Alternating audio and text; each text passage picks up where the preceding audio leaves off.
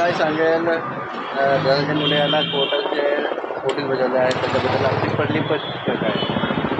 आज जे 2024चे निवडणुकीमध्ये शपथपत्र दिला होता त्याच्यामध्ये माझ्या मुलाबाळांची माहिती दिली होती. माझ्याबद्दल काहीही माहिती दिली नाही होती. त्याच्यासाठी नोटीस बजावण्यात आलेला आहे आणि 24 तारखेला हजर राहण्यासाठी सांगितलेलं आहे ने मी पण हजर राहणार आहे तिकडे. आणि चाकणकर यांचे काय आहे? आणि आज रुपालीताई चाकणकर म्हणताय की त्यांनी मला न्याय करून दिलेला आहे.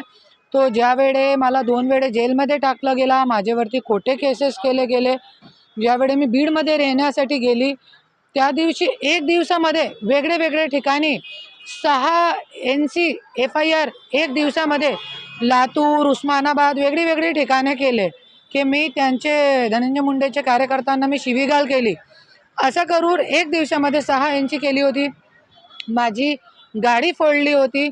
त्यानंतर कलेक्टर ऑफिसमध्ये वाल्मिकरांनी माझ्यासोबत जे मारहाण आणि घाणेरडा कृत्य केला होता त्याच्यामध्ये पण रुपालीताई चाकणकरला वेळोवेळी मी निवेदन देत आहे, तरी पण त्यांनी आजपर्यंत काहीही कारवाई केली नाही.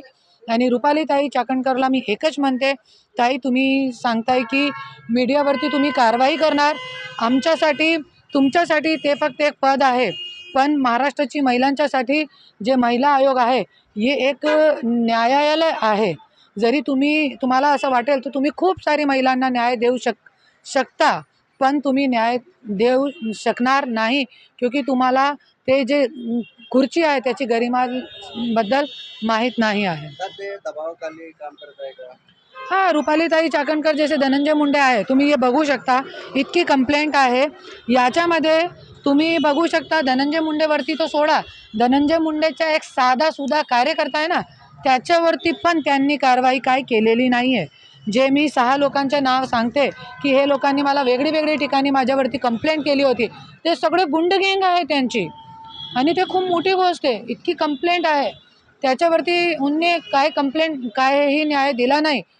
आणि तो म्हणताय TV9वरती 2 दिवसापूर्वी मी बाईट बघितली त्यांची की त्यांनी आणि वेळोवेळी त्या असं म्हणताय मीडियावरती की करुणा मुंडेला मी न्याय करून दिला.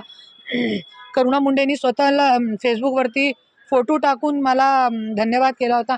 हां, मी एक साधीसुधी महिला आहे, धन्यवाद केला होता. आता पण माझ्या फेसबुकवरती तुमची फोटो आहे. पण ज्यावेळी तुम्ही मला बोलवून घेतला होता महिला आयोगमध्ये, तो मला तुम्ही शब्द दिला होता धनंजय मुंडेवरती मी कारवाई करणार, पण तुम्ही कारवाई धनंजय मुंडेवरती नाही केलेली आहे.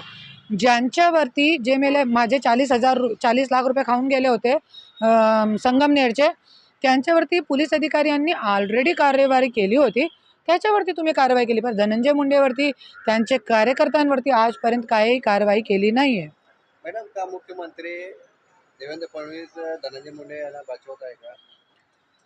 देवेंद्र फडणवीस जी, मुझे तो नहीं लगता कि वो धनंजय मुंडे को बचाएंगे, क्योंकि आज बीजेपी को किसी की ज़रूरत नहीं है. बीजेपी इतना बड़ा पक्ष है और जिस तरीके से वो एकदम सगळ्यांना उचलून देवेंद्रजी सगळे धनंजय मुंडेची जे गुंड गँग आहे, देवेंद्र फडणवीस साहेबांच्या काम करण्याची जी पद्धत आहे ते खूप वेगळी आहे. मी बघितलेलं आहे आणि महाराष्ट्राने पण बघितलेलं आहे 2019चे इलेक्शनमध्ये. तर त्यांची थोडी कार्य करण्याची जी पद्धत आहे ते वेगळी आहे. सांप भी मर जाए लाठी भी ना टूटे, ऐसे आमचे देवेंद्र फडणवीस साहेब आहे आणि त्यांच्याकडून मी न्यायाची अपेक्षा करते.